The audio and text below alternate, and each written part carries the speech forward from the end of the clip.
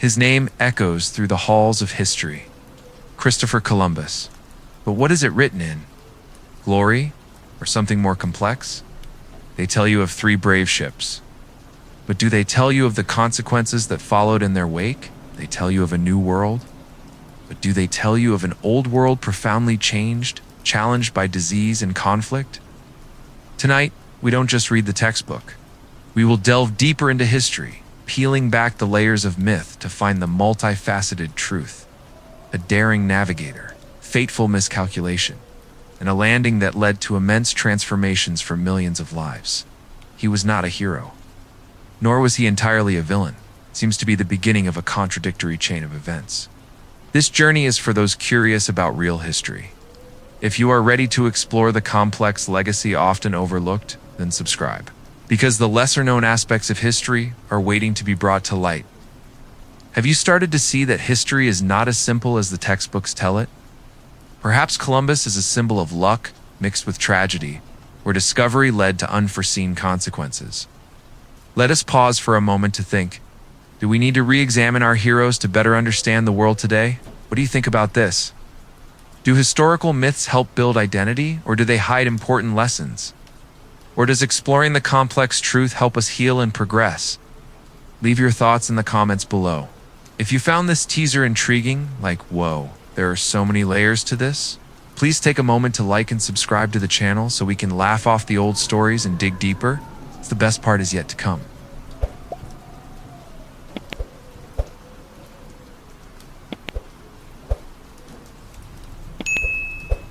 Shattering the textbook statue. In the opening of this journey, we were confronted with a sharp and unforgiving accusation that the story of Christopher Columbus, the hero immortalized in bronze statues, celebrated on national holidays and taught in history lessons, is in fact a cleverly constructed myth. It is not a true story, but a carefully polished version, burnished over centuries to hide a more complex, thorny, and much darker truth. This myth is not just a product of time, but also a tool to maintain an idealized image of history, covering up the ugly aspects of conquest and expansion. This myth was largely built by 19th century writers and historians, notably Washington Irving in his 1828 biography of Columbus, to glorify the European spirit of exploration and justify colonial expansion, especially in America, where it helped consolidate a newly formed national identity after the Revolution. But before we rush to tear open that concealing curtain, let's take one last journey together, a trip down memory lane to understand better. Let's go back to the classrooms of our childhood, where the story of Columbus was told with almost divine admiration. As a patron saint of the spirit of discovery, why do we need to do this? Because to break a myth, we must first grasp its power. We must understand why it was created, how it was nurtured through generations, and how it has shaped our worldview. From how we see European history to the justification of colonial legacies, a myth is not just a story. It is the foundation of cultural identity, and challenging it requires patience and depth. Let's travel back in time. Back to the 15th century, an era that textbooks often portray as a dark age, filled with superstition and intangible fear. At that time, Europeans were living in a transitional period from the Middle Ages to the Renaissance, with a worldview dominated by the Catholic Church, where everything revolved around God and the salvation of the soul. They believed the world was the center of the universe, with heaven above and hell below, and daily life was filled with supernatural signs like plagues and natural disasters, seen as punishments from God. However, not everyone was unenlightened. Scholars and nobles had access to ancient knowledge from Greco-Roman times, but the majority of common people still lived in fear of the unknown, relying on superstitions like charms or prophecies. Accordingly, the world at that time was a vast, flat plain, where people believed that if you went too far, you would fall into an endless abyss. On the edge of the world, giant sea monsters with sharp teeth and enormous bodies were waiting to swallow any unfortunate ships that dared to venture out. On ancient maps, the fearsome Latin words were often written, Hic sunt dracones, meaning here be dragons, as a warning to those who dared to challenge the limits of safety. Amidst this chaotic and fearful world, one man emerged as a beacon of reason and courage. That was Christopher Columbus, a talented navigator from Genoa, Italy, a vibrant port city with a long maritime tradition. He carried a revolutionary idea, a firm belief that the Earth was not flat but a perfect sphere. With this belief, he proposed that by sailing straight west across the Atlantic, instead of circumnavigating Africa like the traditional routes, he could find a shorter, more efficient sea route to the legendary riches of the Indies. This term referred not only to modern-day India, but the entire Far East, where gold, silver, rare spices like cinnamon, pepper, nutmeg, and shimmering silk rolls were real dreams that had attracted European merchants for centuries. The traditional story tells that Columbus was cruelly ridiculed. Scholars, theologians, and even the nobility called him a madman, an unrealistic dreamer. They mocked his ideas, believing he would lead his crew to their deaths. But with iron-willed persistence, after years of relentless lobbying, from persuading the Portuguese courts to the Spanish, he finally won over Queen Isabella, the First of Castile, and King Ferdinand II of Aragon. The royal couple, after completing the reconquest of Granada from the Moors, decided to finance his perilous voyage, seeing it as an opportunity to expand Catholic influence and seek new resources. And so, on August 3, 1492, with 3 small but sturdy ships, the Santa, the Pinta, and the Nina, Columbus set sail from the port of Palos de la Frontera, plunging into the mysterious and dangerous Atlantic. The journey lasted 36 days at sea, with a tired, hungry crew on the verge of mutiny. Fresh water ran out, food spoiled, and the fear of the unknown loomed large. But then, at the most desperate moment, a shout rang out from the Pinta. Tierra, tierra, land, land. It was a historic moment marking a permanent change. On October 12, 1492, Columbus set foot on an island in today's Bahamas, which he named San Salvador, meaning Holy Savior. He believed he had reached the outskirts of Asia, close to Chipangu and Cathay, that Marco Polo had described. He had discovered a new world, or at least that's how the story is told.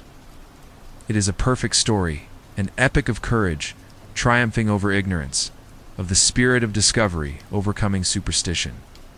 But such perfect stories often have a fatal flaw. They rarely reflect the full truth and often hide more complex layers. Tonight, we will do what textbooks often avoid. We will systematically dismantle this myth, layer by layer. Let's start with the core foundation of the myth. The image of Columbus as a lone scientist, fighting against a benighted world that believed the Earth was flat. The truth? This is one of the most successful historical fabrications of all time. A lie so widely spread that it has become truth in the popular consciousness. By the late 15th century, any educated person in Europe, from university scholars to navigators and theologians, knew full well that the Earth was a sphere. This knowledge was not a new invention. It had existed for over 2,000 years, built upon by generations of great thinkers. Around 240 BC, the Greek mathematician Eratosthenes, who once served as the director of the Library of Alexandria, one of the greatest centers of knowledge in the ancient world, not only affirmed the Earth was spherical, but also calculated its circumference with astonishing accuracy.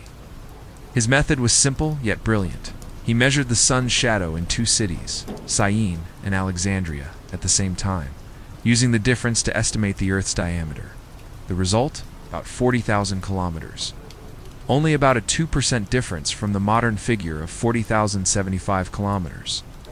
This work was passed down and became the foundation for European geography. Before Eratosthenes, philosophers like Pythagoras and Aristotle had provided convincing observational evidence. The shadow of the Earth on the moon during a lunar eclipse is always circular, proving a curved surface. Ships disappear gradually over the horizon, hull first, then the mast, demonstrating the curvature of the Earth's surface. Aristotle also observed stars at different latitudes to support this theory.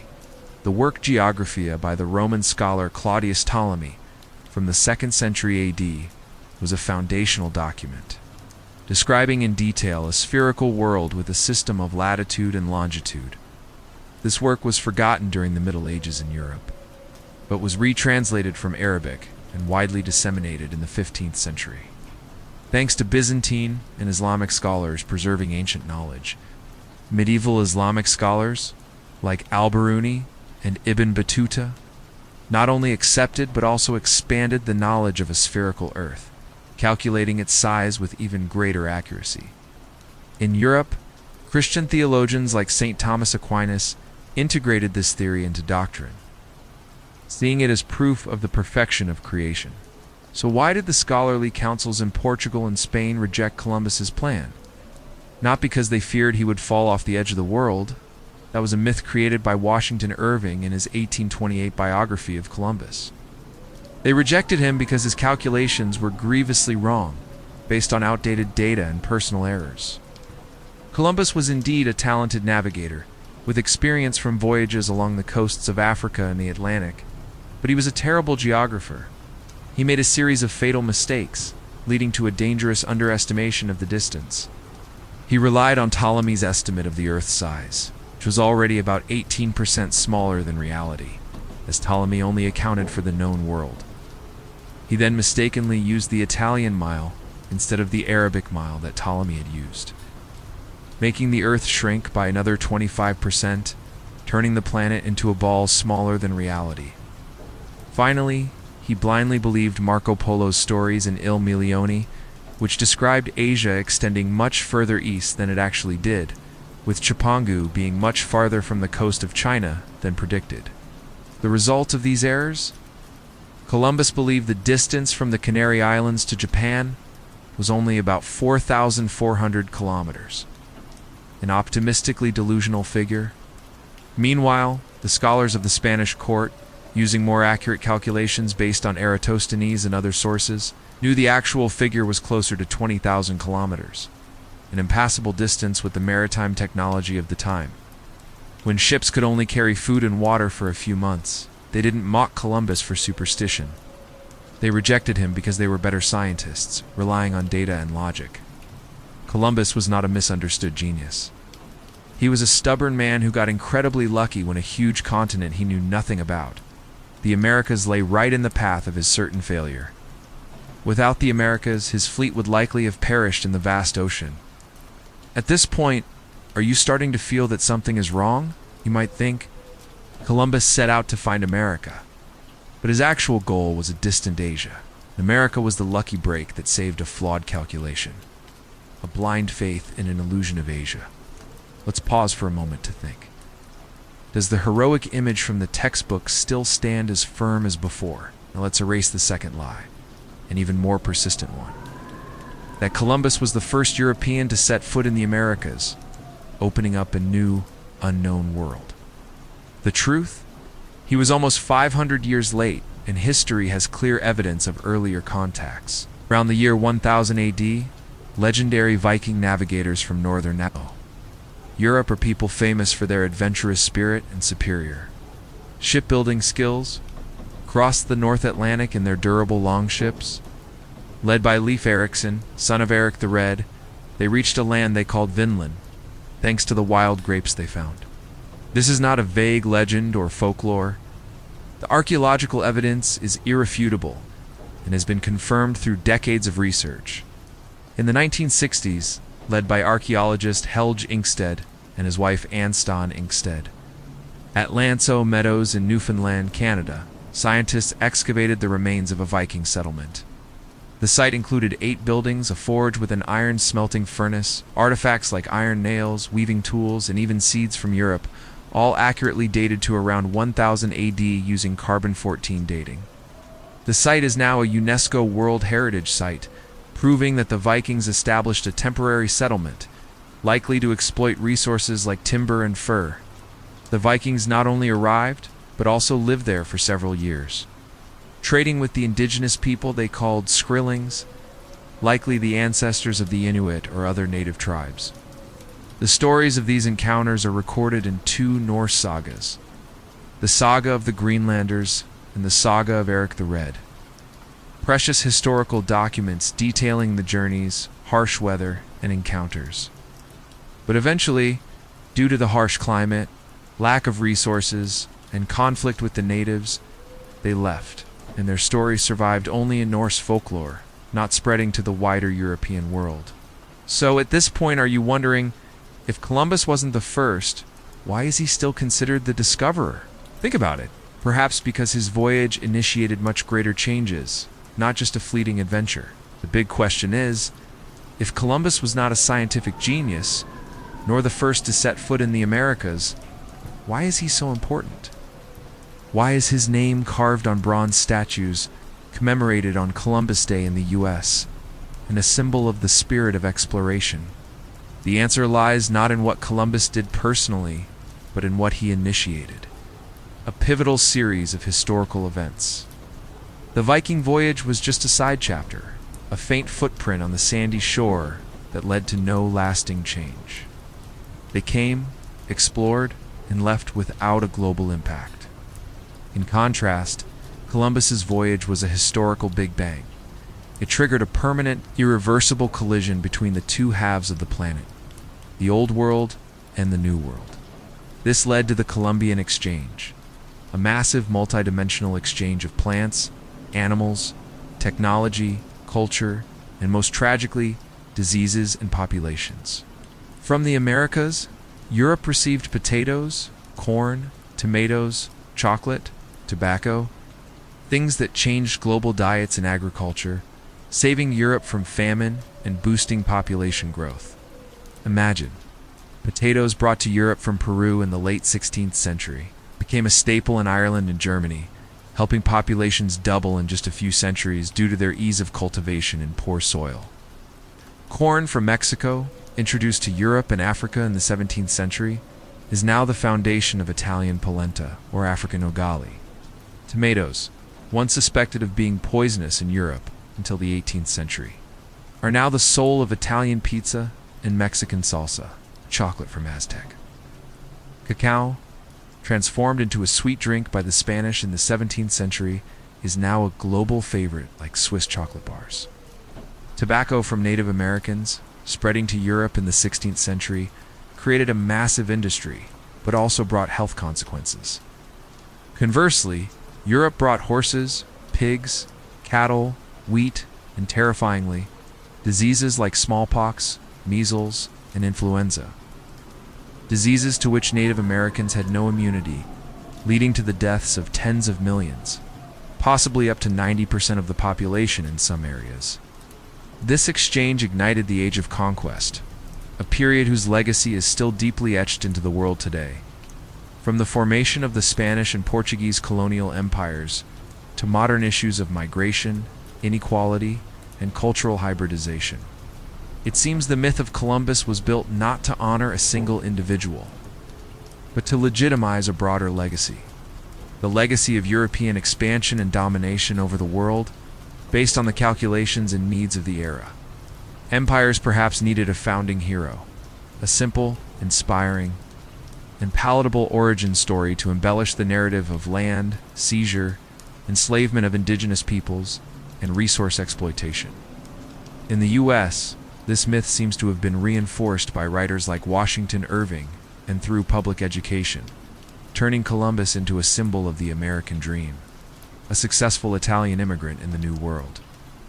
But today, with the rise of social justice movements, this myth is being challenged, leading to the removal of monuments and the renaming of the holiday to Indigenous Peoples Day. What do you think about this? Do we need heroic myths, even if they distort the truth and hide dark sides, to build national identity and inspire future generations? Or is confronting the complex truth with all its mistakes and consequences the only way to truly understand who we are, to heal historical wounds, and build a more just future? Leave your thoughts in the comments below. If you're finding this story compelling, like whoa, so Columbus was more lucky than genius? Please take a moment to like and subscribe to the channel so we can laugh off the old myths and dig deeper. The best part is yet to come. If not for pure science or disinterested exploration, what motives truly drove Columbus to sea? The next part, we will analyze the trinity of motives that shaped an entire era: gold, God, and glory, and we will see behind the glittering heroic facade there is perhaps a story of greed, religious fanaticism, and unforeseen consequences. From slavery to genocide, scars that still exist today. Don't miss it.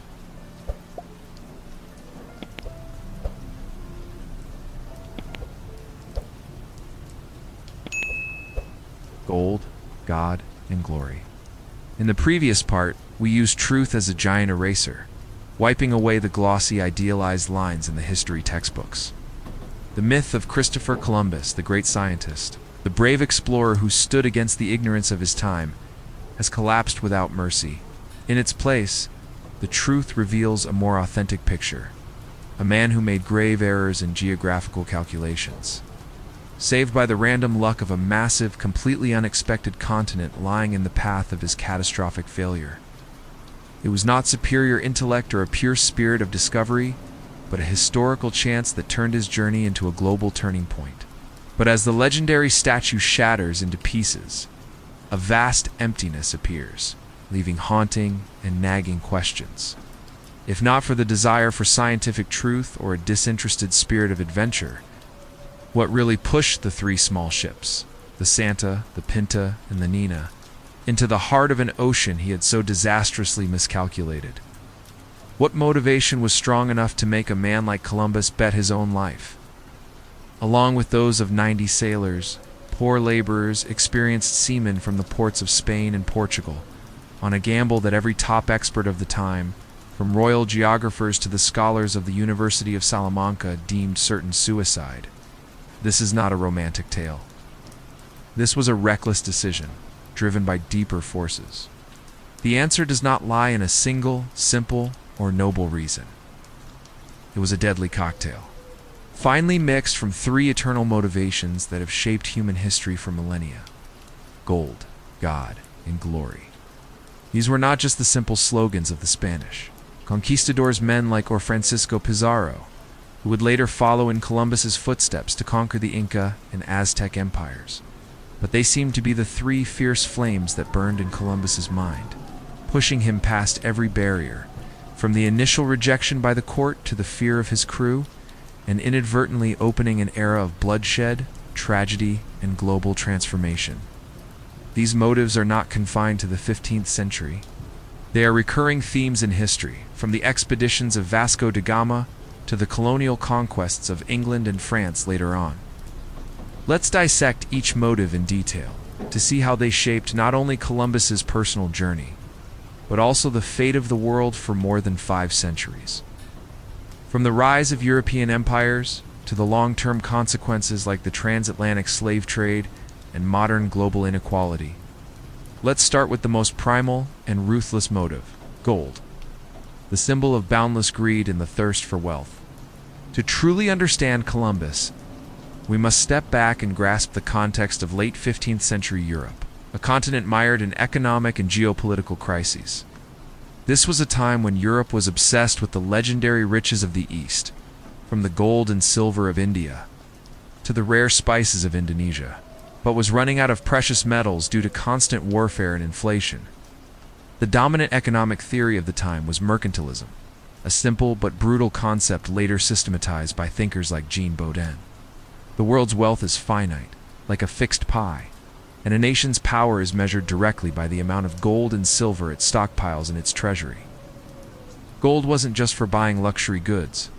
It was an essential tool for paying armies, building powerful navies, and gaining power on the European geopolitical chessboard, where kingdoms like France, England, and the Holy Roman Empire were fiercely competing. For example, gold could be used to mint stable currency, helping kingdoms like Spain avoid inflation and maintain military strength, while silver from new mines later shifted the global balance of trade.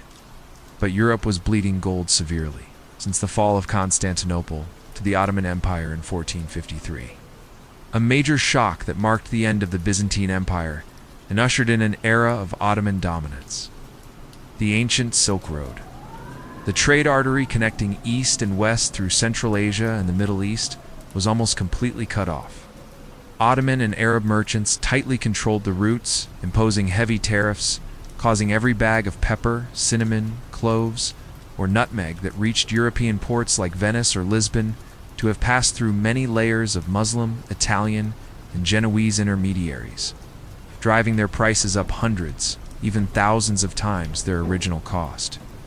To illustrate, a bag of peppercorns bought cheaply in the Spice Islands could be exchanged for a fortune in Europe, where spices were not just food, but also medicine and a status symbol.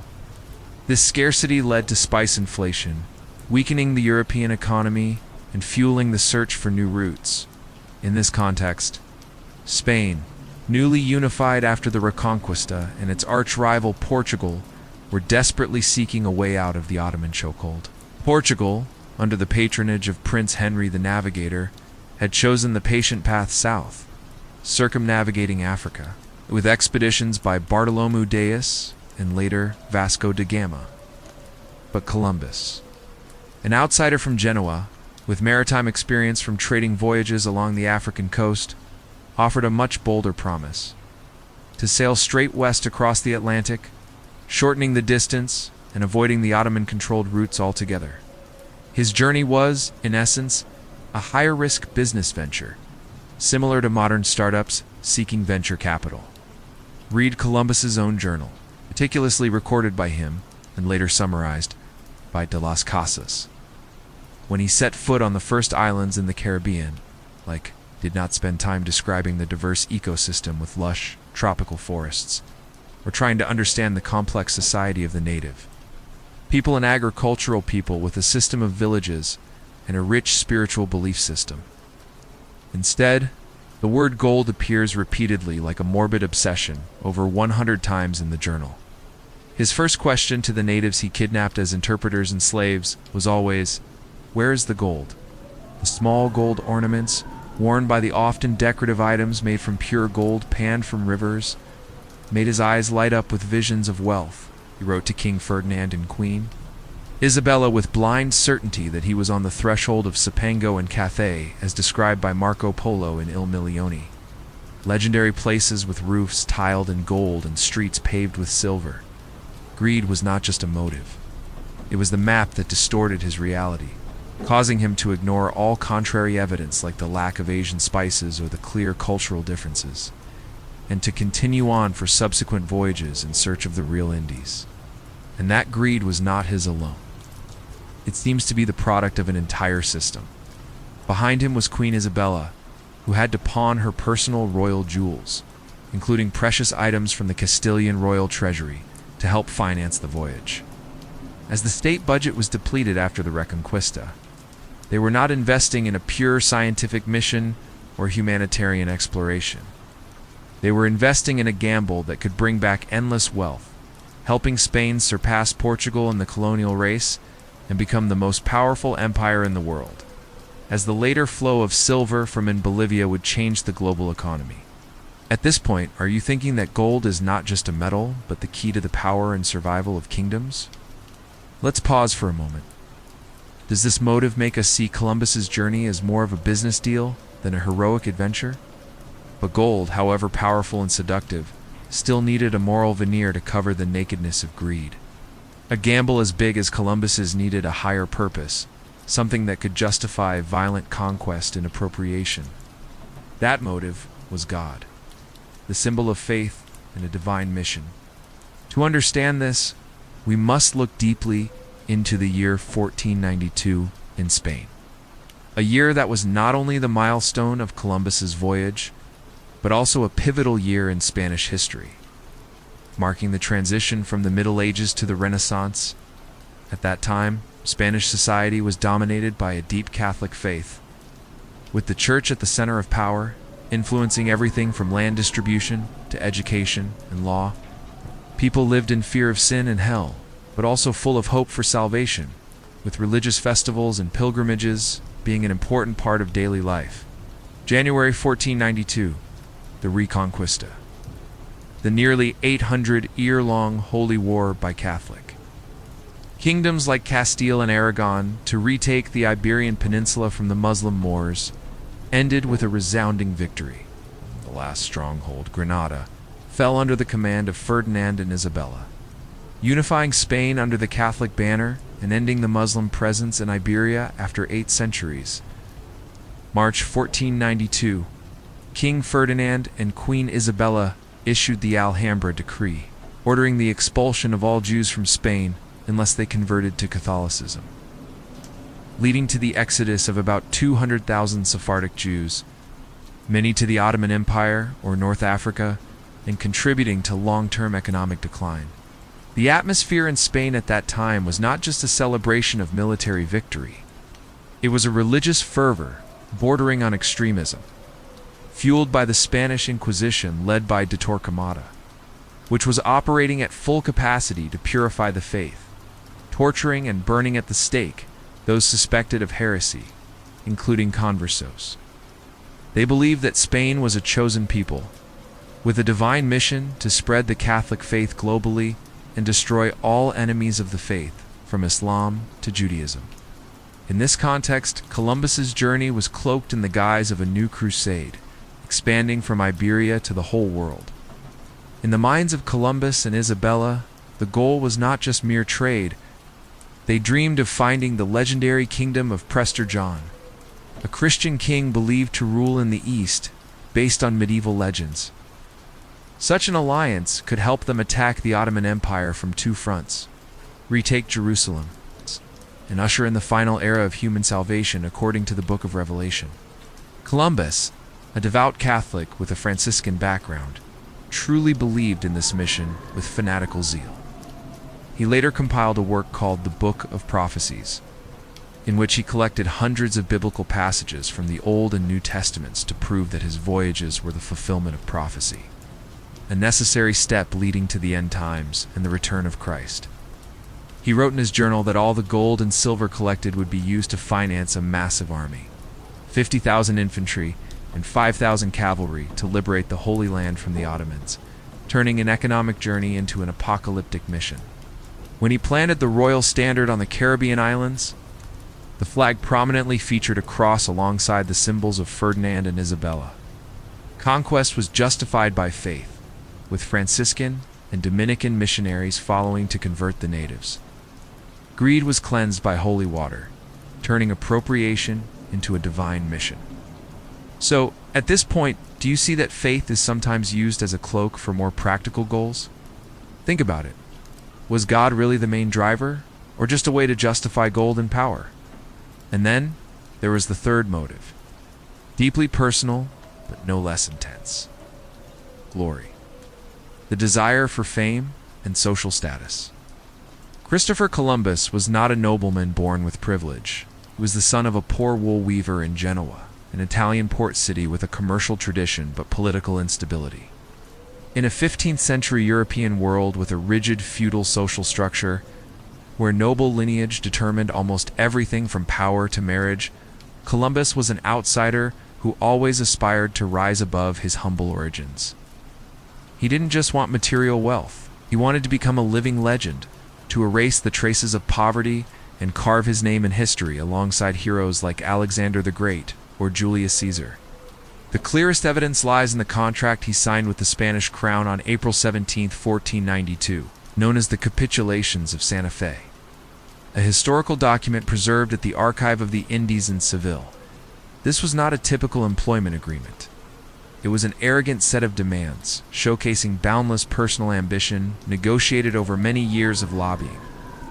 Columbus demanded to be appointed Admiral of the Ocean Sea, a noble title equivalent to a naval admiral, to be passed down to his descendants forever, transforming his family from commoners into high nobility with a coat of arms and privileges, to become viceroy and governor of all islands and continents he found, with almost absolute power, including the right to appoint officials, collect taxes, and enforce laws, to receive 10% of all revenues, from gold, silver, pearls, spices, and even slaves, from those lands forever, for future generations, ensuring perpetual wealth for his lineage.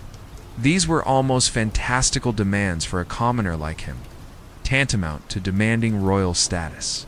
But the Spanish crown, having rejected him multiple times, and perhaps not truly believing he would return safely, finally agreed under pressure from Luis de, a converso, who served as treasurer.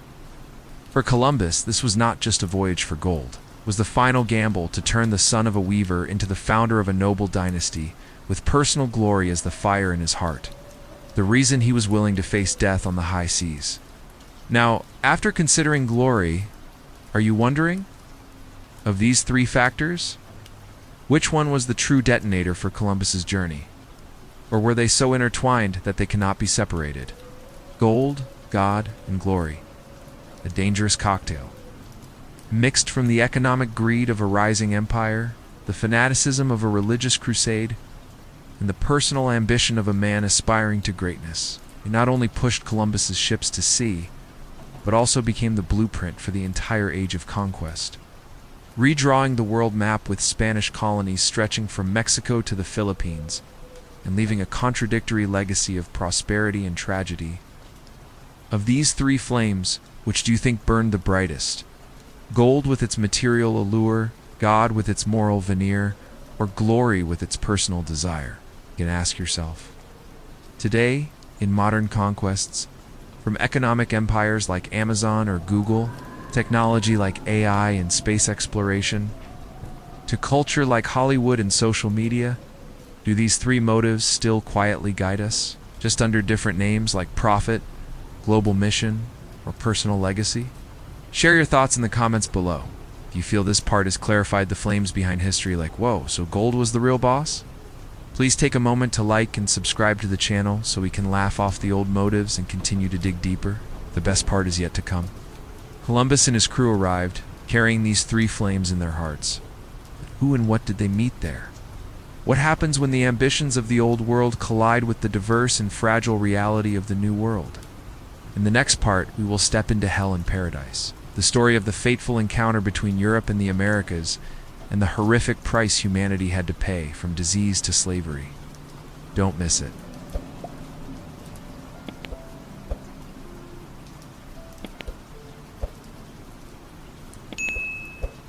Hell in paradise. In the previous part, we stood in the magnificent chambers of the Spanish royalty at the Alhambra in Granada, where just a few months earlier, King Ferdinand and Queen Isabella had witnessed the fall of the last Muslim stronghold, and saw the three great flames, gold, God, and glory, which ignited the burning ambition of Christopher Columbus. With these torches in hand, he set sail from the port of Palos de la Frontera on August 3, 1492, crossing the vast and perilous ocean, carrying the promise of endless riches from the east, a sacred mission to spread the Catholic faith, an immortal fame that would carve his name in history alongside heroes like Marco Polo or Vasco da Gama. This was not just an expedition. It seemed to be a combination of economic greed, religious fanaticism, and personal desire, laying the foundation for an age of conquest that would change the course of the world forever. And when he set foot on the island, the natives, called part of today's Bahamas, with its fine white sand beaches and turquoise waters. On October 12, 1492, it seemed he had found a true paradise, as described in the Bible. Endless white sand beaches, lush tropical forests with abundant trees and wildlife, and gentle people. The Arawak-speaking people who had migrated from South America about 2,500 years earlier greeted them with unprecedented innocence and generosity. They were a complex agricultural society, with well-organized villages under the leadership of chiefs and female chiefs. Their own beliefs worshipping nature gods like Anatobi, and a life in harmony with the land they had called home for over a millennium. Based on agriculture of manioc, corn, sweet potatoes, and fishing. They lived in round houses called traded goods through a regional trade network, and maintained a relatively egalitarian society where women played important roles in production and ceremony. Their worldview revolved around harmony with nature, with the belief that the land was a nurturing mother, and life was a cycle of giving and receiving, different from the European view at the time, which emphasized conquest and exploitation. But that paradise in the eyes of Columbus, a man obsessed with the illusion of Cipango and Cathay from Marco Polo's stories, was just a temporary stop on the road to riches. He did not come to admire natural beauty or learn from the indigenous culture. He came to seize, to exploit everything that could bring profit to the Spanish crown and fame to himself. And when paradise did not deliver what he promised, no huge gold mines, no rare spices, no glittering cities as in the legends, it quickly turned into hell. Not for Columbus or his European entourage, but for those who had lived there for generations, the innocent victims of a clash of civilizations. Tonight, we will look deeper into the darkest chapter of this story, the story of what happens when the ambitions of the old world, with its superior weapon technology like muskets and steel swords, collide with the fragile reality of the New World, where indigenous people lived in peace without the concept of large-scale warfare. This is not just history. It is perhaps a lesson in how greed and power can destroy entire cultures, leading to one of the largest genocides in human history. Let's start with Columbus's own words, recorded in his journal upon his first encounter with the. On October 12, 1492, they are willing to trade everything they have. With kindness and joy, they are well built. With handsome features and light brown skin, they bear no arms, and do not know them. For when I showed them a sword, they took it by the blade and cut themselves out of ignorance. With 50 men, we could subjugate them all, and make them do whatever we want. They would make fine servants, and I could turn them into Christians, for they seem to have no religion. These words reveal a cold and frightening truth. Columbus seemingly did not see them as equal human beings with the right to life and freedom. He saw them as resources to be exploited. In his eyes, their generosity, exchanging food, water, gold ornaments, without asking for anything in return, was a weakness to be exploited. Their lack of weapons, because society was based on peace and trade with no standing army, was an invitation for conquest and enslavement. The phrase "fine servants" was not a humane compliment. It seemed to be a cold-blooded business plan, a dark prophecy for what was to come, reflecting the racist and colonialist ideology forming in Europe at the time, where non-Christians were considered savages in need of civilization. At this point, are you starting to see that Columbus's words were not just a record but also a sign of the conflicts to come? Let's pause for a moment to think. Is viewing others as resources the root of many historical tragedies? From the very first voyage, the omens of tragedy were clear. When the largest ship, Sesanta, a heavy carrack with 3 masts and a capacity of about 100 tons, was wrecked. On Christmas night of 1492, after hitting a reef off the coast of Hispaniola, under the leadership of Chief Wholeheartedly helped the crew salvage the cargo, bringing canoes to carry goods and even providing food for the exhausted Europeans. In return for this kindness, Columbus used the timber from the wrecked ship to build La Navidad, the first European fortress in the Americas, located in what is now Limonada, Haiti. As a symbol of occupation, left behind 39 men with orders to find gold by any means and to treat the natives well to maintain a temporary peace. It seemed to be a blatant act of possession, planting the first seeds of colonial domination, turning paradise into a military outpost. When Columbus returned on his second voyage in 1493, a formidable fleet of 17 ships, with over 1,200 men, including mercenaries, farmers, priests, and even animals like horses and pigs, to establish a colony. He was horrified to find La Navidad completely burned down, and all 39 men killed, their bodies scattered with signs of violence. The many left behind, unable to restrain their greed and lust, had quickly spread terror, plundering gold and silver, raping women, and even kidnapping children, causing the natives, peaceful but not weak, to rise up in self-defense under the leadership of neighboring chiefs. This event, recorded by Columbus himself, and later by his son Ferdinand Columbus, in his biography, extinguished any illusion of a peaceful conquest, turning the journey into a full-scale war. So, at this point, are you wondering, could the initial kindness of thee have led to a different outcome, if not for the abuses? Think about it. Perhaps this is an example of how exploited trust can change the course of history. The La Navidad incident shattered any illusion of a peaceful conquest. Appointed viceroy and governor under the capitulations of Santa Fe, Columbus needed to prove his worth to the Spanish crown, which was expecting a flow of gold to Madrid to finance wars in Europe. But the biggest problem remained. There was no gold. The island of Hispaniola, where he established his headquarters at La Isabela, did not have the large gold mines he imagined from Marco Polo's stories. There was only river gold dust and some small mines in the Cibao region.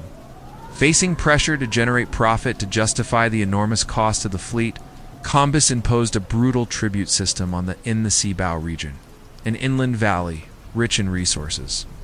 Every native over 14 years old had to deliver a hawk's bell full of gold dust every 3 months, equivalent to the amount a person would have to mine continuously under harsh conditions. Those living in areas without gold had to deliver 25 pounds of cotton, a huge amount requiring relentless labor. Those who completed the tribute were given a copper token to wear around their neck as a sign of compliance, like a slave collar. And the price for failing to meet the quota, cruel and barbaric? Those caught without a token would have both hands cut off, then be sent back to their village to die slowly from blood loss, their severed hands dangling from their necks as a horrific warning to the community. It seemed to be an impossible demand, a prearranged death sentence, as the gold sources were limited and the lacked modern mining tools, leading to thousands of deaths in just a few years. Now, after hearing about the tribute system, do you see it not just as economic, but also as a tool of control? Let's pause to think. Did the pressure from the court lead Columbus to make such extreme decisions? When the tribute system failed simply because there wasn't enough gold to meet the demand, Columbus turned to an even more brutal form of exploitation, the encomienda system. Formalized by the Spanish crown in 1503 but originating from Columbus's practices, in theory, this was a system where the crown entrusted a group of natives to a Spaniard, usually a mercenary or nobleman. This person had the right to collect tribute and force them into hard labor in the gold mines or newly introduced sugar plantations. In return, he was responsible for protecting them from enemies and teaching them about Christianity, making them converts. In reality, the encomienda seemed to be slavery in disguise, cloaked in a religious veneer. It turned the into personal property, to be worked to death in mines like Vega Real, where they had to work 16 hours a day under a scorching sun, with little food and water leading to a high mortality rate from exhaustion and accidents. What happened was not a story fabricated by Columbus's enemies to discredit him. It was recorded by the Spanish themselves, the most important witness being de las Casas, a complex and heroic historical figure. Las Casas was initially a young encomendero, arriving in Hispaniola in 1502 and actively participating in the system of exploitation, owning native slaves to mine for gold. But after witnessing unspeakable crimes, from massacres to forced labor, he underwent a deep crisis of conscience in 1514.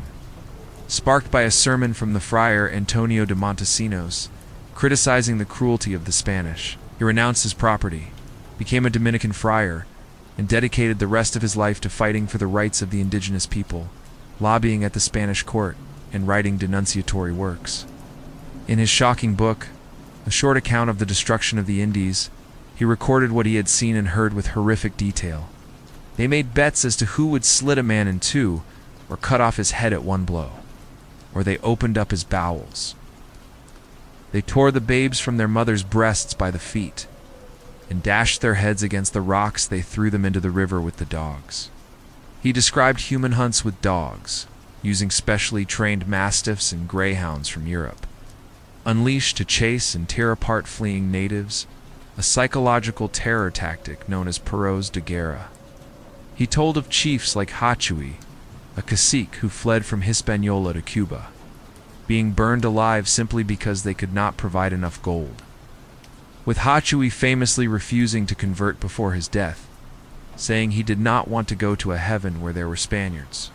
At this point, through Las Casas' account, do you see that history is not just events but also personal perspective? Think about it. Is someone who once participated in a system becoming its accuser an example of a change of conscience? The result of systematic violence, forced labor, and disease was a large-scale genocide. which modern historians like David Stannard have called the American Holocaust. The population of Hispaniola.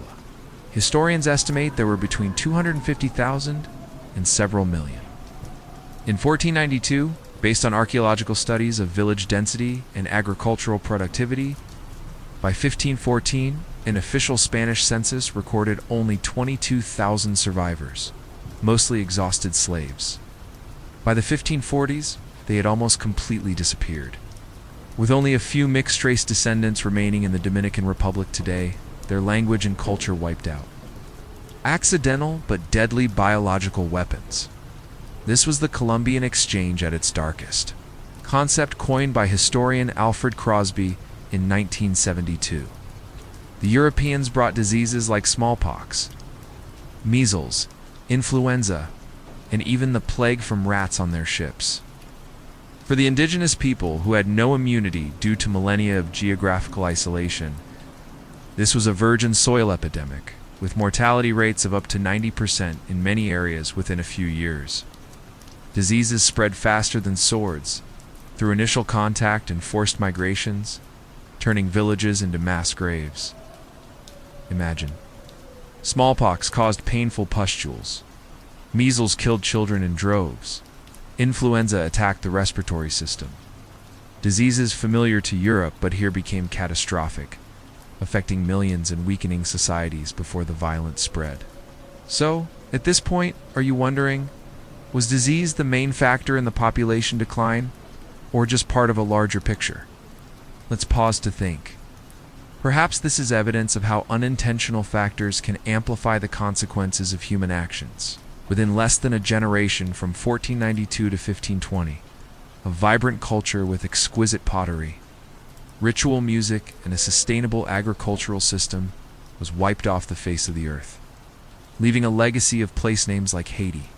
How could a man like Columbus, who saw himself as a messenger of God and wrote in a letter to Isabella that he was the bearer of Christ to new lands, preside over such a hell?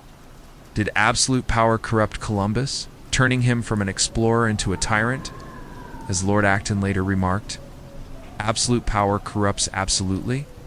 Or did greed blind him to all sense of humanity, causing him to prioritize profit over lives? Or, more frighteningly, was it that in his worldview, influenced by Aristotle's theory of natural slavery and medieval Catholic doctrine, that were never considered fully human, but only infidels to be conquered?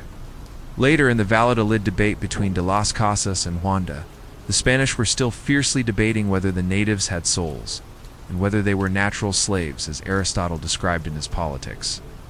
Columbus seems to have acted on the most brutal assumption, treating them as property to be traded, even sending Wubai slaves back to Spain in 1495, although Isabella later objected and ordered their release. We cannot reconcile the two opposing images. The brave explorer who crossed the ocean and the brutal ruler who caused a genocide? We must accept that both are Columbus, a complex figure, a product of his time. He was the one who opened the door between two worlds, bringing a global exchange of plants and animals. But he also opened the door to hell, leading to the deaths of millions and the irreversible destruction of entire cultures. What do you think about this? Do we need heroic myths, even if they distort the truth and hide dark sides, to build national identity and inspire future generations? Or is confronting the complex truth with all its mistakes and consequences the only way to truly understand who we are, to heal historical wounds, and build a more just future? Leave your thoughts in the comments below if you're starting to find this part compelling. Like, whoa, so paradise turned into hell that quickly? Please take a moment to like and subscribe to the channel so we can laugh off the old myths and dig deeper. The best part is yet to come. Columbus sowed the first seeds of tragedy, but he did not act alone. He started a massive machine of genocide. In the next part, we will see how that machine was perfected and replicated by those who followed him. Conquerors like Francisco Pizarro, turning an entire continent into a giant slaughterhouse with tens of millions of victims, and building the Spanish empires on the ashes of ancient civilizations. Don't miss it.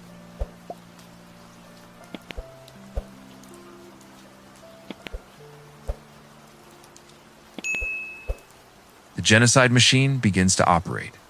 In the previous part, we stood on the blood-soaked beaches of Hispaniola, witnessing the horrific scenes caused by Christopher Columbus.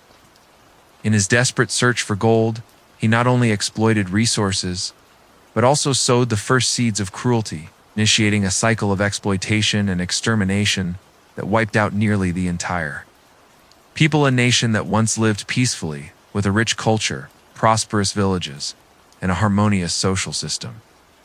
Columbus's actions seemed not just personal greed, but also a prelude to a larger tragedy, opening the door for a continent-wide invasion. But Columbus was just the spark, a single historical figure with his own private ambitions. The door he opened in 1492 allowed a firestorm to sweep in, consuming everything in its path. Tonight, we will not stop at talking about one individual or a single event. We will talk about a machine, a massive machine of conquest and destruction, seemingly powered by three main engines: deadly pathogens spreading uncontrollably, the steel of superior weapons and technology, and a religious and political ideology that allowed brutality to be legally justified. This machine, once started, crushed the greatest civilizations of the Americas with terrifying speed, turning mighty empires into dust in just a few decades. It was not just military conquest, but a total annihilation of demography, culture, and spirit, leaving permanent scars on human history. Imagine a giant machine with gears of greed, an engine of inhumanity, and fuel of inequality between two worlds. It began with the first ships and quickly spread from Hispaniola to the entire New World. From the Caribbean to the Andes, from Mexico to Peru, civilizations like the Aztecs with their complex irrigation systems, the Incas with their thousands of miles of road networks, and the Mayans with their advanced astronomical knowledge, all were caught in this deadly vortex. We will explore each part of the machine to understand why it was so terrifyingly effective. When Columbus's ships arrived, they didn't just carry Spaniards in shining armor and on majestic war horses. Hidden in their breath, in their blood, and on their skin were invisible passengers, the deadliest conquerors history had ever seen. Viruses and bacteria from the old world. These pathogens needed no swords or guns. They attacked silently, spreading through the air, through contact, and through drinking water. To understand their devastation, we must delve into a fundamental biological difference between the old world and the new world. In the old world, humans had lived alongside livestock like cattle, pigs, sheep, goats, and chickens for thousands of years since the Neolithic period. It was from these animals that many deadly infectious diseases evolved and spread to humans. Smallpox originated from a cattle virus, measles from a bovine virus, influenza from pigs and ducks, tuberculosis from cattle, and even the plague from rats and fleas. Over centuries of repeated epidemics, Europeans and Asians had gradually developed relative immunity, with their immune systems hardened by pandemics like the Black Death in 14th century Europe, which killed millions but left the survivors with stronger resistance. The Americas, in contrast, were a nearly isolated world, geographically and biologically, separated by vast oceans for tens of thousands of years. Here, very few animals were domesticated, mainly dogs, turkeys, and alpacas in the Andes. But there was no close contact as in the old world. The immune systems of the indigenous people were a virgin soil, completely defenseless against these pathogens. They had never been exposed to them, so their bodies reacted violently, leading to terrifyingly high mortality rates. And then, hell opened up suddenly and without mercy. The first disease to strike on a large scale was smallpox, believed to have reached Mexico in 1520, brought by an infected African slave in the army of DA general sent to arrest. From a single case, it spread like a hellfire, sweeping through villages, cities, and empires. Smallpox didn't just cause high fever, excruciating body pain, and festering pustules all over the body, causing the flesh to rot. It attacked systematically. The sick were too weak to find food or water, leading to death from exhaustion.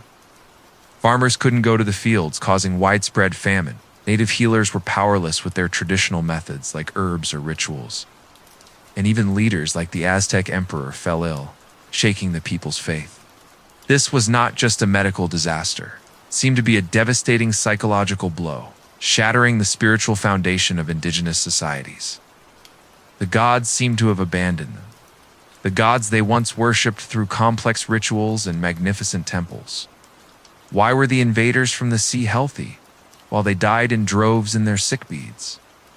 This confusion and despair disintegrated the social structure, paralyzing the will to resist before the real sword and spear war even began. In some places, entire tribes vanished in a matter of months, leaving behind deserted villages with unburied corpses. At this point, do you see that disease was not just an accident, but also a factor that shifted the balance of power? Let's pause to think. Was geographical isolation the main reason the natives were so vulnerable? The result was the Great Dying, the largest demographic catastrophe in human history, surpassing even the Black Death in Europe. Historians and anthropologists estimate the population of the Americas in 1491 could have been between 50 and 100 million people, a huge number compared to Europe's population of about 70 million at the time. By the mid-17th century, this number had collapsed to about 6 million, meaning that over 90% of the indigenous population had been wiped out, mostly by diseases like smallpox, measles, influenza, tuberculosis, and chickenpox. Cities once more populous than London or Paris, like Cusco, became ghost towns with empty streets and ruined temples. Not only the population, but knowledge, art, and traditions also disappeared, creating a massive cultural vacuum. Disease cleared the way, weakening indigenous societies from within. But it was the steel of European weapons and political machinations that decisively finished off the empires. Columbus had written the first chapter of the Conquest Manual with his brutal actions in Hispaniola, and those who followed him. Conquistadors like in Pizarro perfected it into a brutal art, combining military might, cunning, and religious justification. First, they needed a legal and religious justification to cover their greed. In 1513, the Spanish crown issued a strange document called the Requerimiento, a document drafted by theologians and lawyers to legalize the invasion. This was a proclamation that the conquerors were required to read to the natives before attacking, often read in Spanish from a distance, to people who understood nothing while the soldiers were already poised to charge.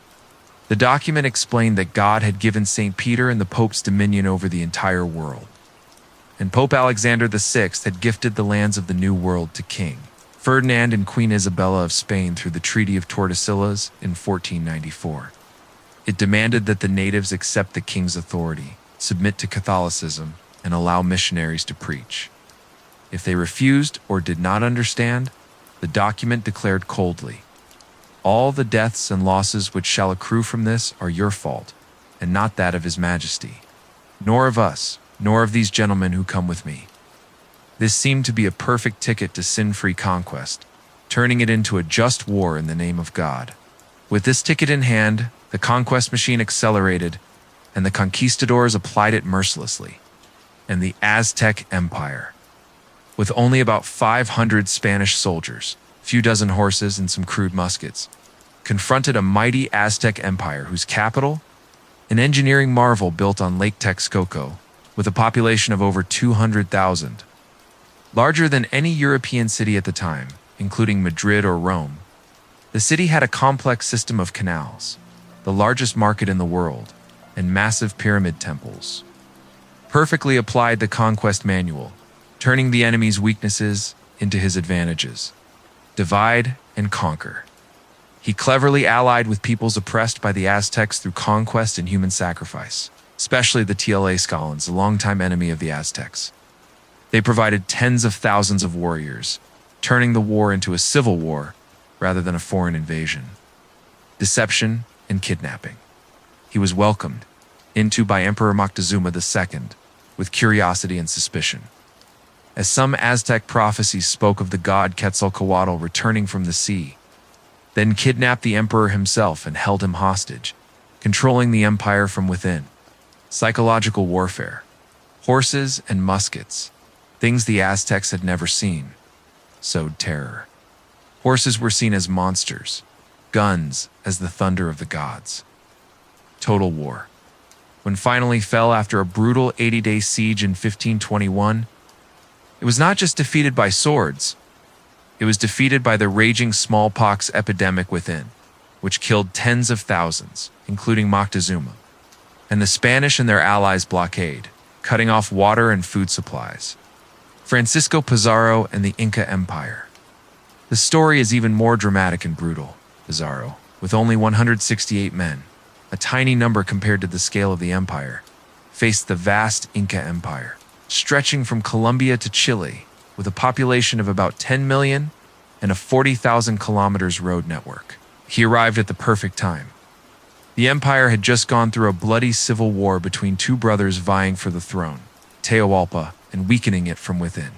The trap of Cajamarca, Pizarro invited the victorious Emperor Atahualpa, who was leading an entourage of 80,000 people, to a peaceful meeting in the square of Cajamarca, a small town in Peru. Atahualpa, confident in his power, came with only a few thousand unarmed servants, carried on a golden litter with offerings. It seemed to be a sophisticated trap. The Spanish ambushed from the surrounding buildings, using muskets and cavalry to massacre thousands within 2 hours, without losing a single man. Atahualpa was captured alive in the chaos. Ultimate betrayal, Atahualpa, in captivity, offered an unbelievable ransom to fill a large room once with gold and twice with silver, a treasure estimated to be worth billions of dollars today. The Incas complied, collecting gold from all over the empire. After receiving the largest treasure in history, Pizarro still executed Atahualpa by strangulation in 1533, after a sham trial, with their god-temperer killed. The power structure of the Inca Empire, which was based on the worship of the emperor as the son of the sun, completely disintegrated, leading to a swift collapse. Now, after considering the conquests, are you wondering, were cunning and technology the key, or was disease the decisive factor? Think about it. Perhaps this combination made the machine unstoppable. The genocide machine, started by Columbus, was now refined into a perfect system. Great civilizations, with their massive stone architecture, exquisite goldsmithing, and amazing astronomical knowledge, were crushed by a deadly formula. Disease plus weapons plus cunning plus religious justification. It is hard to comprehend a destruction of such a scale, a tragedy that surpasses all imagination. Tens of millions of people, hundreds of diverse cultures with their own languages, customs, and knowledge. Thousands of years of accumulated history, all vanished in the blink of a historical eye within a single century. From the small tribes of the Caribbean to the giant empires of Mesoamerica and the Andes, nothing escaped the vortex of this machine.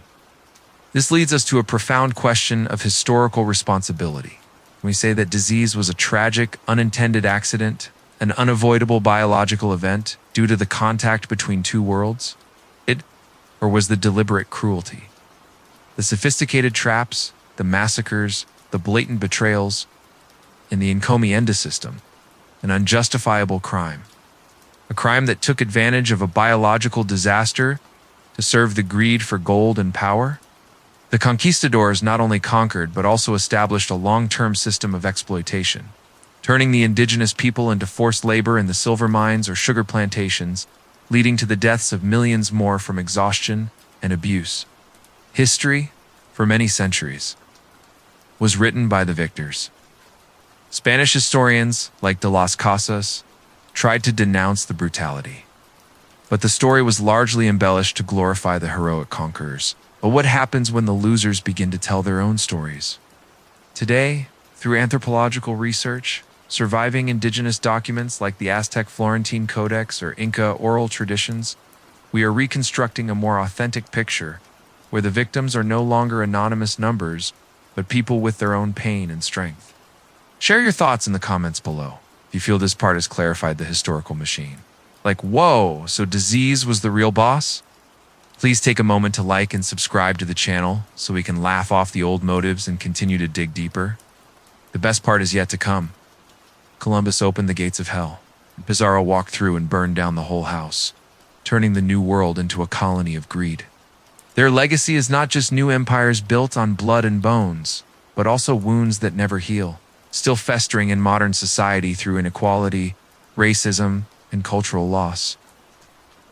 We will explore how that legacy persists today through the War of the Statues, as the modern world grapples with its past, deciding who deserves to be honored on a stone pedestal and who must be toppled from their historical position in the context of movements like Black Lives Matter or protests in Latin America, demanding justice for indigenous peoples. Don't miss it.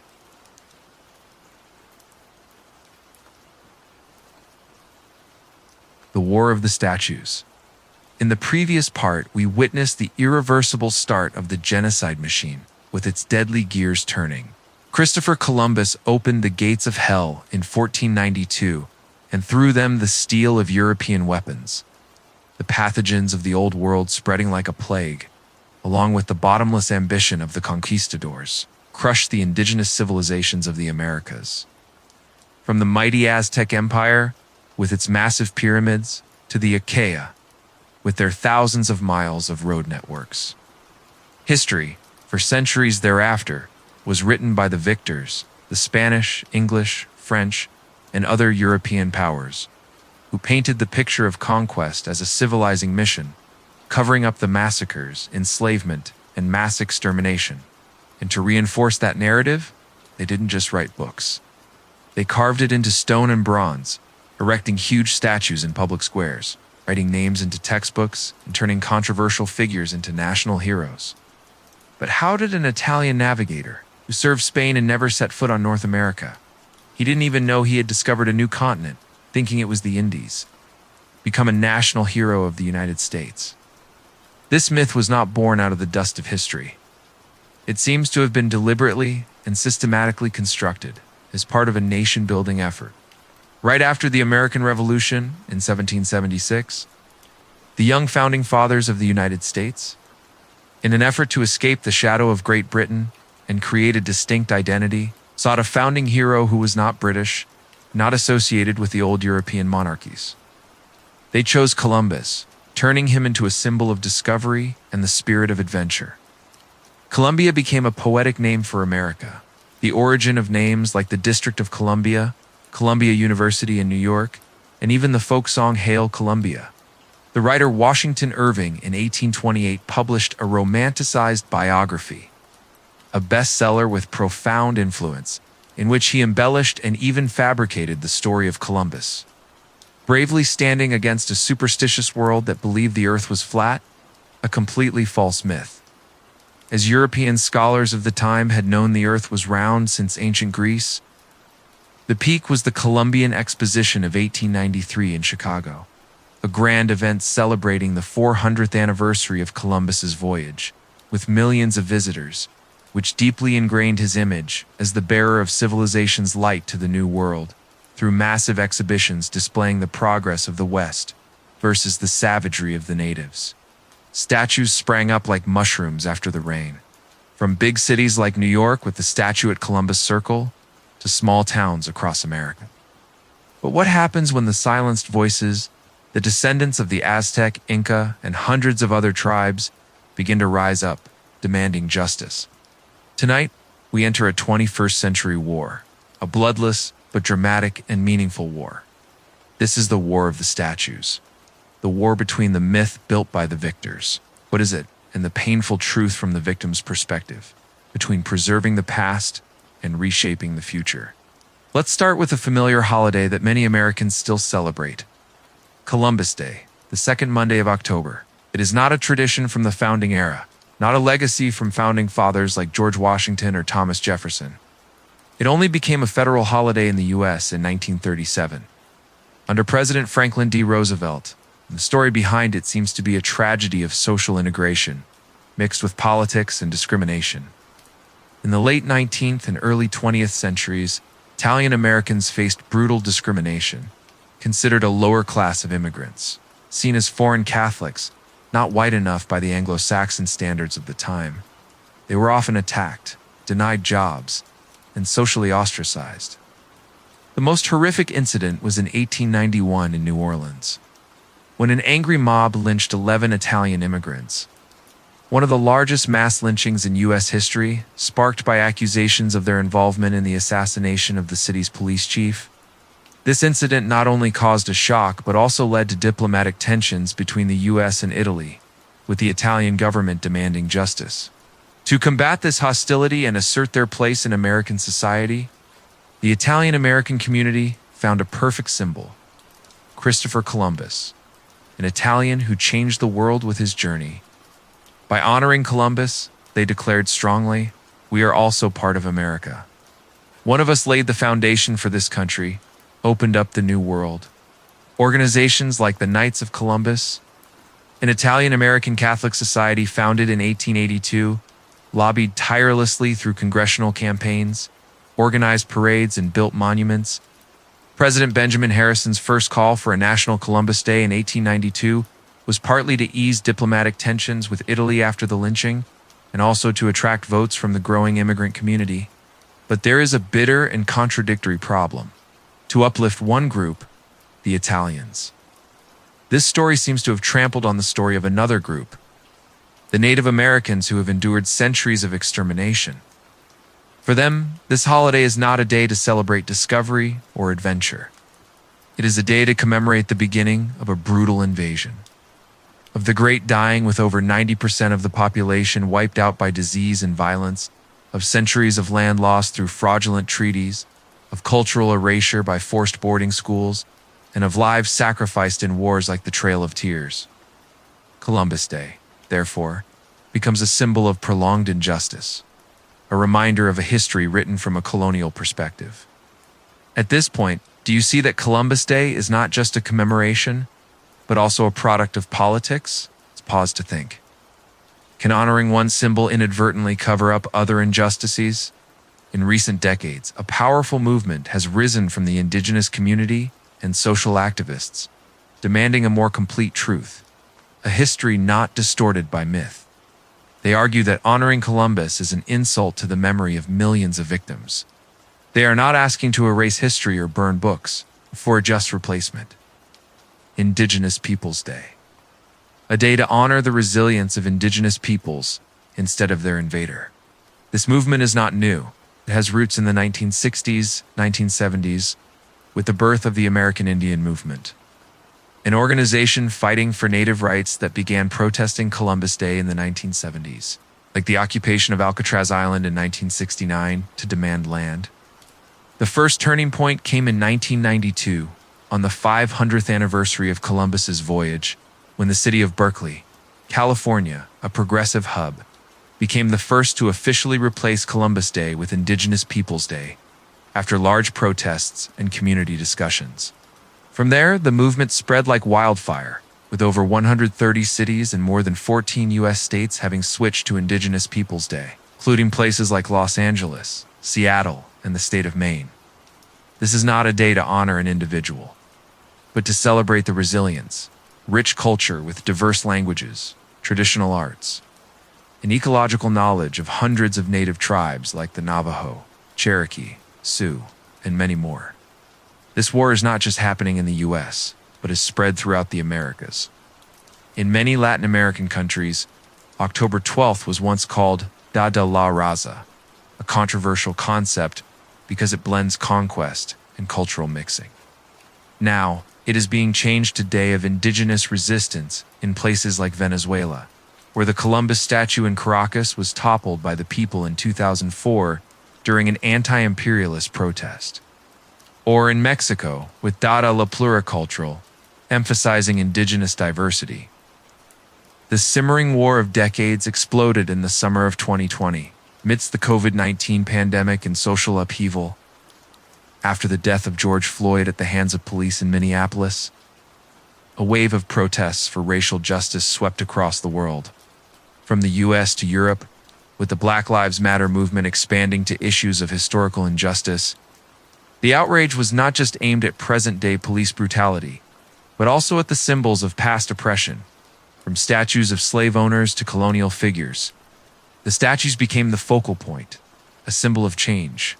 In Richmond, Virginia, the former capital of the Confederacy, a Columbus statue was pulled down, set on fire in a protest bonfire, thrown into a lake in a chaotic night, with crowds chanting "No more genocide."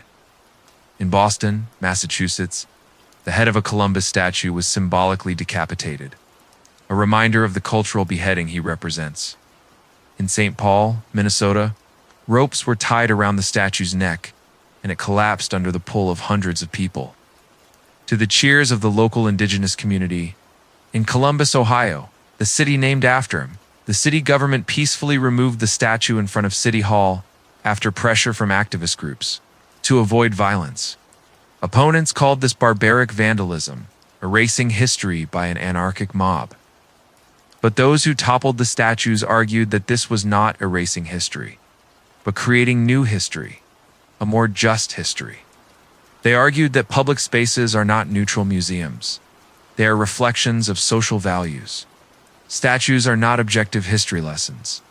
They are declarations of honor, and keeping a statue honoring the man who initiated slavery, genocide, and exploitation in the Americas, they argued, is a continuous insult to the memory of the victims, especially when indigenous communities are still struggling with poverty, land loss, and inequality. So at this point, do you see that the war of statues is not just about stone and bronze, but also about social values? Think about it. Does removing statues really erase history, or is it just a way to highlight the parts that have been covered up? Let's be honest with ourselves. When you see a picture of a statue being toppled on the news, what is your emotion? Outrage, regret, or empathy? This debate divides society into two distinct camps, each with convincing arguments. One side argues, toppling statues is a dangerous, mob-like act that erases the complex parts of the past and can lead to chaos. History needs to be preserved, good or bad, so we can learn from it. For example, Confederate statues in the American South have been kept with historical annotations. Instead of removing them, let's add explanatory plaques to tell a fuller story, including Columbus's crimes, to educate the younger generation about the multidimensionality of history. The other side argues, displaying a genocidal figure in a public square is not teaching history, but honoring oppression and perpetuating trauma for the affected communities. No one is suggesting burning history books or removing names from libraries. They are just saying that our common spaces should reflect our current values of justice, human rights, and inclusion, instead of honoring figures who caused centuries of suffering. How do we confront the past responsibly? Can we tell a more just story where all voices of the conqueror and the conquered, of the Italian immigrant and the indigenous person, are heard and respected? Perhaps the solution lies in building new memorials, like statues honoring indigenous leaders like Sitting Bull or Sacagawea to balance history. Share your thoughts in the comments below. Which side do you support in this debate?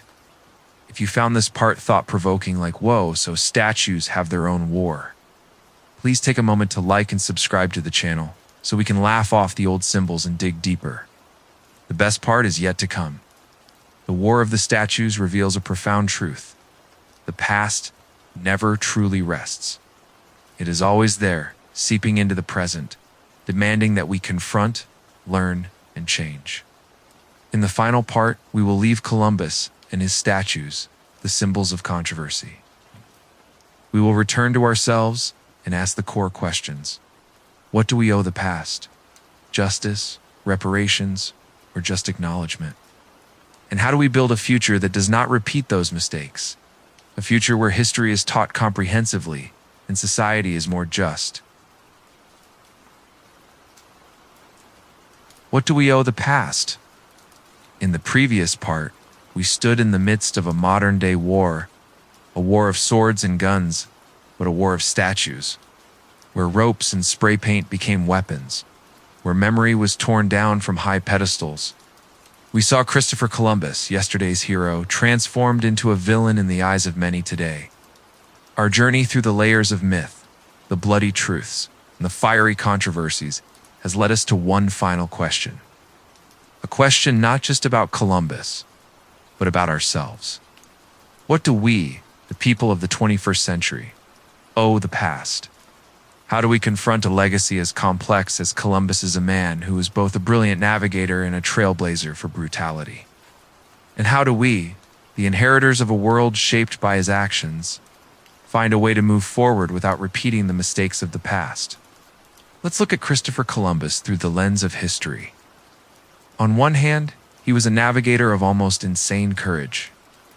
A man who dared to sail into an unknown ocean with no reliable maps, relying only on the mistaken belief that the Earth was smaller than it actually was. Though unintentional, he connected the two halves of the planet Europe and the Americas, opening an era of globalization, where cultures, goods, and ideas began to intersect, shaping the modern world we live in. But the other side of Columbus seems to be a frightening shadow. He was a brutal ruler who imposed a harsh tribute system on the people, cutting off the hands of those who couldn't deliver enough gold and enslaving thousands. He initiated a machine of genocide, not just with swords, but with invisible pathogens, leading to the downfall of tens of millions of indigenous people and countless cultures. How can we reconcile these two images in one person? A brave explorer who changed the course of history, and a tyrant who sowed immeasurable suffering. The answer, perhaps, is that we cannot and we should not try. History is not a fairy tale with perfect heroes or clear villains. It is a messy tangle of imperfect people, making imperfect decisions in imperfect circumstances, driven by complex motives, greed, faith, ambition that sometimes they themselves did not fully understand. For centuries, we were only told half the story, the half about courage, discovery, and glory. The statues of Columbus, the Columbus Day parades, and the textbook pages have recounted the victor's version of history, where discovery is celebrated without mentioning its horrific cost. But now, thanks to the voices of indigenous peoples, of historians, and of justice movements, we are beginning to hear the other half, the half of the story about pain, loss, and destruction. Those who topple Columbus's statues are not trying to erase history, as some critics claim. They are trying to rewrite it, to add back the chapters that were torn out, to restore the voices that were silenced. The replacement of Columbus Day with Indigenous Peoples Day in many cities is not a denial of the past, but an effort to create a more complete narrative. A narrative that can acknowledge the courage of crossing the ocean, but never forget the villages that were burned, the people who were enslaved, and the cultures that were wiped out. This seems to be the debt we owe the past. Not to judge people from 500 years ago by today's moral standards, but to listen. To listen to the stories of the Aztec, the Inca, and hundreds of other tribes. To listen to their descendants who are still fighting to preserve their culture, language, and identity.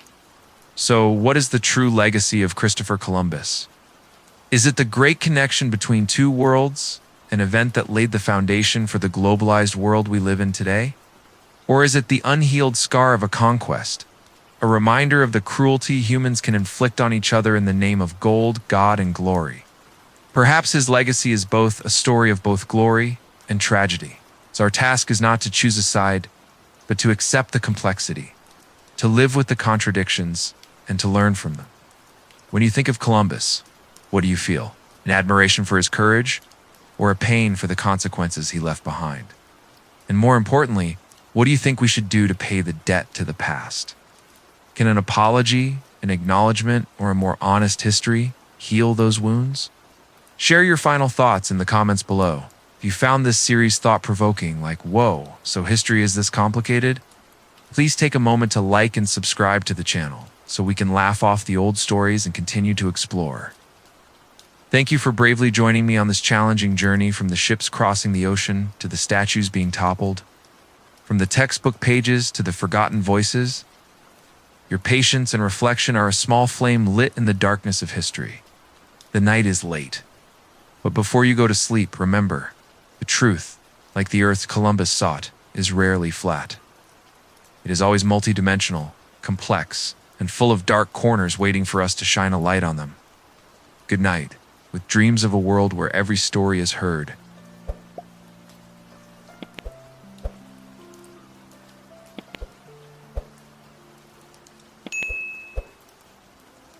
You've crossed the story. You felt every pulse in the dark, and I was there with you, quietly, always. That's why I left behind one last thing. Not to explain, not to impress, just to stay with you a little longer. A song I chose with care, as if tucking you in from across time and space. So go on, lay back, the music knows where to take you.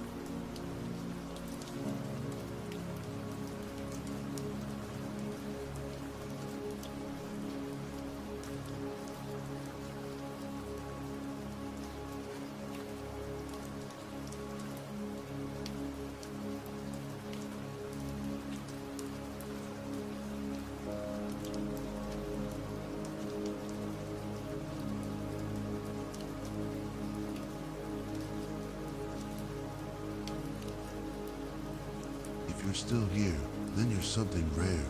Not many stay this long. So, thank you for choosing to stay. I'm here too, still awake, surrounded by the quiet glow of my editing screen, shaping the next stories just for you. If there's anything you want to leave behind, a whisper, a suggestion, even just a symbol, drop it in the comments. Because maybe, tomorrow night, you'll hear yourself echoed in a story that's never been told before.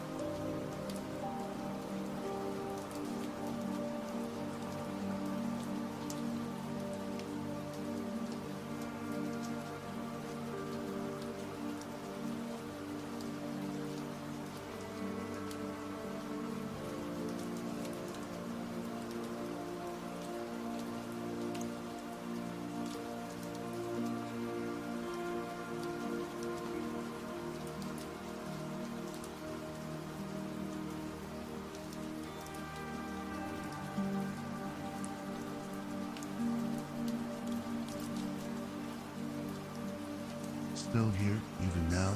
I have a feeling part of you is still wandering somewhere between wakefulness and dreaming. I know that feeling well because I'm still awake with you. In a quiet room, I'm gently laying out layers of sound. Each breath, each beat, preparing the next journey we'll take together. If you're still listening, leave me a sign. Let me know how you're feeling or just where you are in this vast world. Because right now, in this stillness, you are not alone.